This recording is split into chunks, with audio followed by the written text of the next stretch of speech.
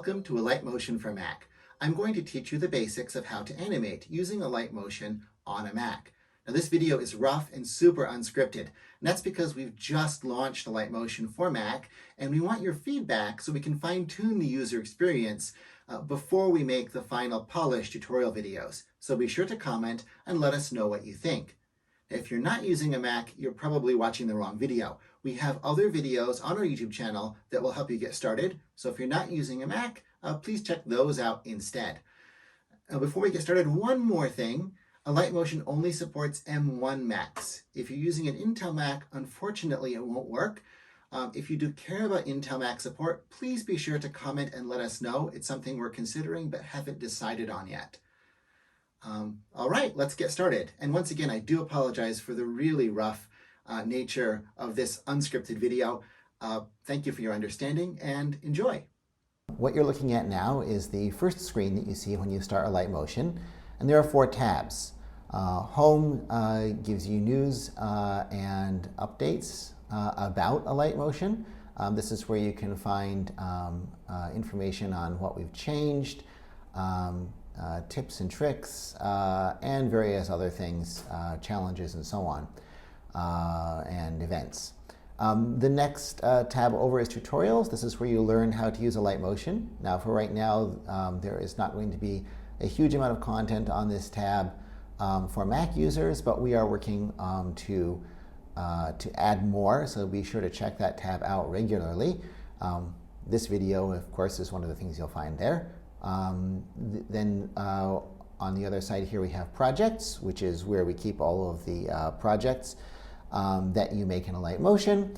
And then elements, which is elements are reusable pieces of projects that you can save and reuse to streamline your workflow.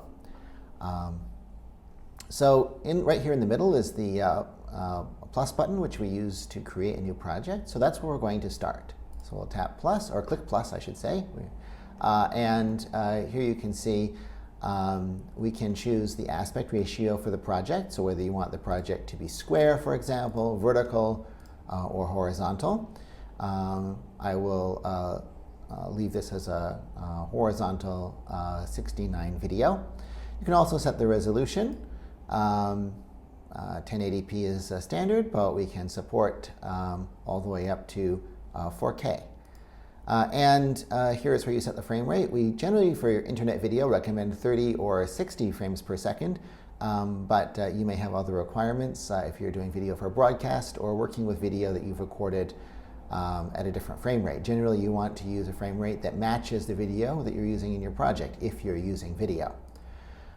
So I'm going to leave this set up with just the standard settings, 16:9 horizontal, format 1080p, 30 frames per second video, and I'll create a new project. So this is the main editing screen. This consists of the preview at the top, or in the center I should say. Beneath that is the timeline, which holds all of the layers that you add to the project. And on the right side, this is where you add layers to the project, or if you're working on editing a layer, to select a layer, the options for editing the layer will also appear over here. There are 4 tabs on the right side that you can see here for various kinds of things you can add to your project. So shape contains basic shapes. Image and video is where you can find image and video files that are on your Mac. Audio is where you find audio files on your Mac. And elements is where you can find elements that you've saved to reuse later. We also have, down here at the bottom, freehand drawing, vector drawing, and text. If you click these, it creates that kind of layer immediately. And we will get into those a little bit later. So let's start by just adding a very simple shape. I'll come up here to the shape menu, and I'll add a circle. You just click on circle, and you can see that the circle has been added to the project. To move it around, I can just drag in the preview. These handles let me change the size of the circle. If I click in the timeline, you can see it deselects that, and I can click it again to select it. I can also click in the preview to select or deselect. Okay, let's add a little bit of animation here. so I'm going to go over here to Move and Transform. Now Move and Transform, this is where you change the size and location of the layer. We were just doing that, of course, but this is where you go if you want to animate it. So when you're going to animate, the most important thing is what we call a keyframe. And that's using this button over here on the left. So a keyframe represents a particular position or value of some property at some point in time. In traditional animation, the animators, the senior animator would draw the major positions, and you'd have a junior animator who would go in and then hand draw all of the in-between frames to make the rest of the animation. That process is called in-betweening or just tweening, and Alight Motion does that automatically for you. So you can act like the senior animator, and you just tell Alight Motion the important places where things go, and it will do all that in-betweening for you. So let's do that now. I'm going to click this keyframe button to set a keyframe here at the beginning of the layer, and you can see that it has appeared on the timeline, this little diamond shape, to indicate that I'm at the beginning of the layer. So now what we want to do is scroll to the side. Now there's a lot of ways you can do that. You can drag on an empty part of the timeline to scroll. If you have a trackpad, you can use a two-finger gesture and swipe left or right to scroll. If you have a mouse with a wheel, you can use Shift and rotate the mouse wheel. So you're holding the Shift key while rotating the mouse wheel to scroll the timeline. What I'm going to do now is I'm going to scroll to the 1 second point on the timeline. So this number here is, this line is what we call the playhead, and this number shows you the current time. It's in minutes, seconds, and then frames. So this project is a 30 frames per second project. So you'll notice that if I scroll, it counts up 1 frame at a time until we get to 30, and then we're at 1 second. Okay. So now that I'm here at 1 second, I'm going to click the keyframe button to add another keyframe here. So now we've created sort of two times, marked 2 times in the timeline, one at 0 seconds and one at 1 second. And now I'll just drag this circle over to the other side of the screen, over to the corner here. And you can see now that if I scroll in between these 2 keyframes, it's going to automatically move the circle between those 2 points for me. And I can click play here, and you can see that move automatically. Okay. Now, if let's say I want to add another keyframe, let's have the circle move up afterwards. Once you have at least 1 keyframe in the layer, you don't actually have to click the keyframe button manually. If you just drag the layer to a new position, you can see it's automatically added a keyframe here. And so if I press play, you can see it's now going to move along that new path. Now, one of the things you'll notice is that this movement is not really natural.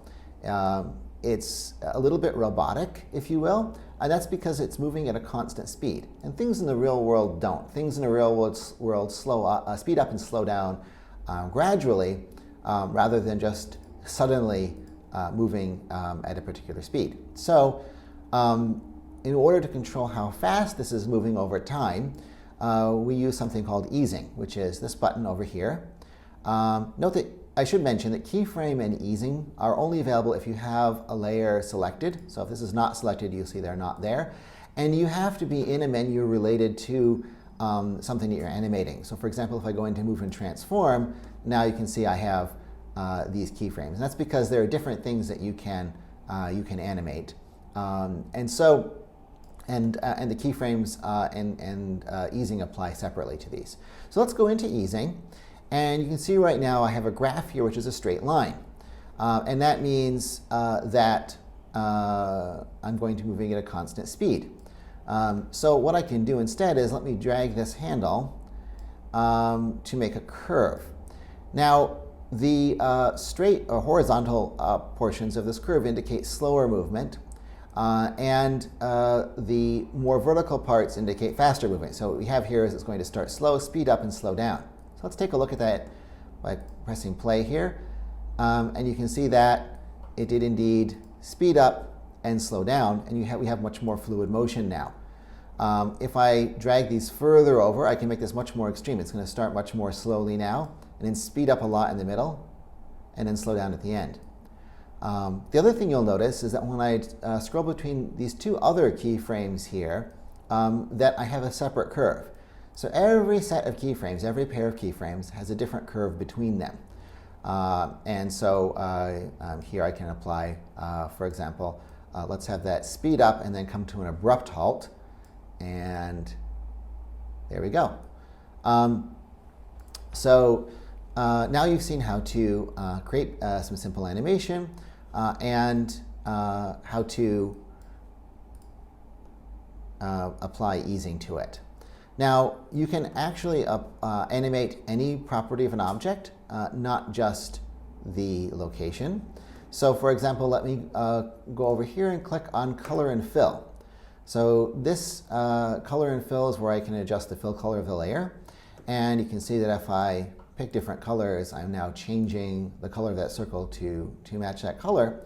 Let's have this start at blue, and let's have it fade from blue to another color. So what I'll do here is I'll click on the keyframe button, and you can see I've created a keyframe here for color. And I'm going to scroll over here, and let's just pick a purple color. You can see as I adjust this, the color here, another keyframe has been created automatically. And now as I move between those keyframes, you can see the color is changing. Now, one thing that you'll notice is that the keyframe diamonds, there are some ones that are fainter than others. Those fainter ones are my move and transform keyframes, because right now I'm in color. So you can see if I click on move and transform, the move and transform keyframes, those location keyframes, are now active. And if I come over here and click on color, you can see the color keyframes are now active. Now let's say that I want this color to start at this change in color to start sooner and go a bit faster. What I can do for that is I click and hold on this keyframe, and then I drag it over to the left. So I'm going to have this start sooner, start almost near the beginning of the layer. And then the second keyframe, I'm going to grab that, and I'm going to also pull that up. And the closer together those keyframes are, the faster the animation goes. So you can see here, that color change now happens very quickly. Now, one other thing I should mention is you'll notice that this doesn't look very smooth right now. The motion is smooth, but we're only at 30 frames per second. This is moving very fast. You can see the space from one frame to the next is quite large, and that makes it seem less fluid. So there's a solution to that, and that is to apply motion blur.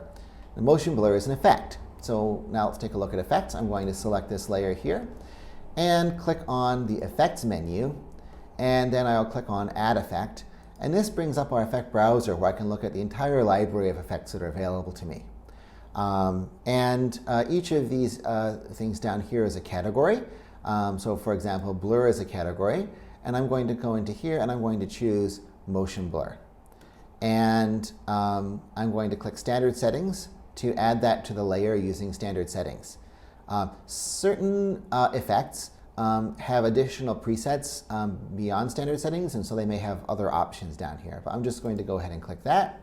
And you'll see now that it's added this blur to the layer. But that blur is automatic based on how fast the layer is moving. So if I scroll to where the layer is moving more slowly, there's less blur. So now if I play this, you can see it feels much smoother, that motion, because we've smoothed out those areas where the frames are further apart because we're moving very fast. Okay, I'm actually going to delete this layer now and show you how to create a transition between two images. So I'll click on that layer. The delete icon is up here, so I'll click that. I've now deleted the layer. And what I'm going to do is add two images to my project. So I've prepared these in advance. One thing I will note is that currently in Alight Motion on the Mac, we are running as an iPad app, which means if you want to add a photo or video to your project, that photo or video has to be in the Mac Photos app. And then it will also appear here in the media library. This is something we do plan to make much more convenient in the future, but for right now you should be aware of that. You need to add it to your Photos app in order to see it here in the sidebar. Okay, so let's start with the desert, and then we're going to, after we have the desert, we'll transition to say this image with pebbles. So I'll click the plus here to add that to my project. And I want that to fill the screen, so there's a convenient option over here, fill screen, which will make that fill the entire screen. And now I'm going to, now notice when I'm selected, I have options for this. So if I want to add another layer, I have to deselect that first. You can deselect by clicking the layer again in the preview, anywhere empty on the timeline, or there's also an X up here that will deselect. So what I'm going to do now is I'm going to click this Pebbles image here and click the plus to add that as well. And I'm also going to set that to fill the screen. So these are on top of each other. You'll notice if I move this out of the way, there's the desert underneath. I'm going to undo that, which you can do by clicking on this undo button or pressing Command Z on the keyboard. Now what I'm going to do is let's make a transition. Now there's lots of different types of transitions we can do. I'm going to start with a crossfade, and then I'm going to make a wipe, which is more sophisticated. So I'm going to go here into color and fill, rather blending and opacity. This is where you control how this layer blends with what is behind it. And so if I drag this slider, you can see I'm adjusting the opacity, and right there, that's what I want. I want that to start like this and then fade in. So how do I animate that? Well, using keyframes. So I'm going to go to just before the 1 second point here, add a keyframe, go to just after the 1 second point, and I'm going to add another keyframe. So we've got 2 keyframes on each side. I'll go to the first one here. I'm just going to take the opacity and drag that down. So now, as we go between these 2 keyframes, we automatically animate the opacity, and that fades in. So there we go. Now I actually want to show you how to do a much more sophisticated transition. So I'm going to go here, go into blending opacity, and I'm going to delete these keyframes. So you can see when I scroll right on top of the keyframe, I have this little diamond that appears here, and or rather the diamond highlights to show that I'm directly on the keyframe. And the add button changes to a delete button. So I can just click that. If you're having trouble lining this up exactly with the keyframe, there's a slider down here, and I can drag this to zoom in on the timeline and to zoom out. You can also use the arrow keys, the left and right arrow keys on the keyboard, to move frame by frame. So you can use that to get directly to the keyframe. And also these buttons here will jump you to the next important point in the project, which could be the beginning of the layer, a keyframe, the end, or whatever. So that will take me right there. So I'm going to go ahead and delete this. And what I want to do now is make a wipe transition. So to make the wipe transition, what I'm going to do is, let me deselect this layer. And then I'm going to add a shape. I'm going to use this shape to make the wipe.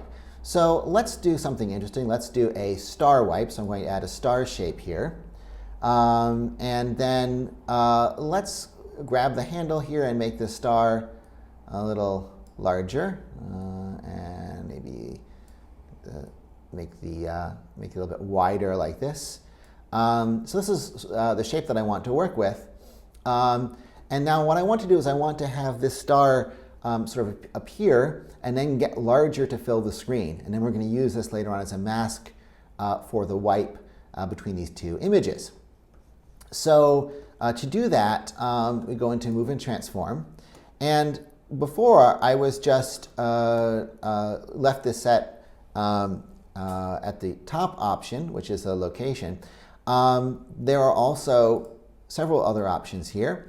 This is location, this is rotation, and this is scale or size. And you can see that if I adjust here. And by the way, if you right now I'm actually using an Apple Magic Mouse. So with a Magic Mouse, I can actually just swipe left to right to do things like scroll the timeline or adjust a spinner like this. So if you have the Magic Mouse, just swipe left or right on it. With the Magic Trackpad, it's a 2-finger swipe left or right. And if you have just an ordinary mouse with a wheel, you can use Shift, hold down Shift, and then rotate the wheel up or down. You can also just drag, click and drag on here. So what I'm going to do is I'm going to start by making this very small. So it's a 0 pixels, so you don't see anything. And over here at 15 frames, so about half a second in, I'm going to add a keyframe. And then over here at 1 second and 15 frames, so 1.5 seconds in, I'm going to scroll this and just make that big enough to fill the whole screen. There we go. And you see it's now created these 2 keyframes automatically. So now if I press play, you can see that it now appears and then zooms to fill the screen. The next thing I want to do is actually want this the star to rotate a bit in this wipe. So I'm going to click on rotate here and go here to the same place, that same place I had a keyframe. You can see these are dimmed out because those are scale keyframes. So I click on scale, I will get the scale keyframe. If I click on rotate, those dim out because I'm in the rotate mode. So I'm going to go ahead and click plus to add a keyframe here, and then scroll forward to this point where we have the other keyframe. And I'm just going to grab this and rotate it, let's say about 180 degrees. And you can see now I've now created an animation where that star is rotating as it's getting larger. Okay, so let's take a look at that. I'll hit play. Yeah, that looks pretty good. So now what I want to do is I want to use this as a mask so that the areas inside this we see the stone pattern, in the areas outside of it we see the desert pattern. So to do that, you start by clicking the star layer to select it, and then you hold down Command and click on the stones layer, the image layer. So I've now selected both of these. So once again, you can also click here on the header if you want to, but you basically hold down Command and that lets you select multiple layers at once when you click. So I've selected both of these. And over here on the right side, you can see I have this option called Group and Mask. That's going to group these together, and it uses the top layer as a mask for the layers underneath. So I'll click Group. I'm sorry, that was Group. Undo that. Nice to have undo, and we'll just go ahead and click on these to select both of them, and I'm going to click Group and Mask. That's what we wanted. And you can see here now we're transitioning from one to the other by using that as a wipe. So now that I've created a group, I can actually, if I click on that group, you can see I have an Edit Group option here, and that will actually let me go in and edit that in detail. You can see that what's happened is I now have the star layer here and that image layer, and the star layer has been set so that the blending mode is mask. If I set that back to normal, you can see there's the layer and back.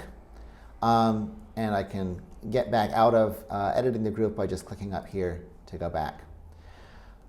So that's the basics of how to work with Alight Motion. You can find other tutorials on our YouTube channel. The last thing, let me just do this. I'm going to just rename the project here. I'll just call this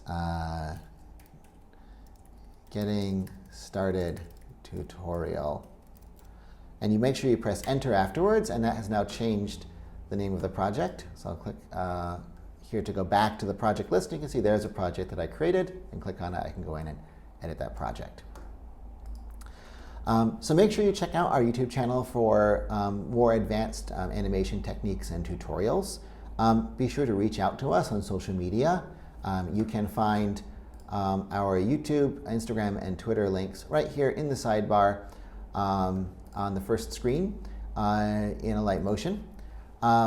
So reach out, let us know if you have any questions or feedback. Let us know what you like or don't like about Alight Motion for the Mac.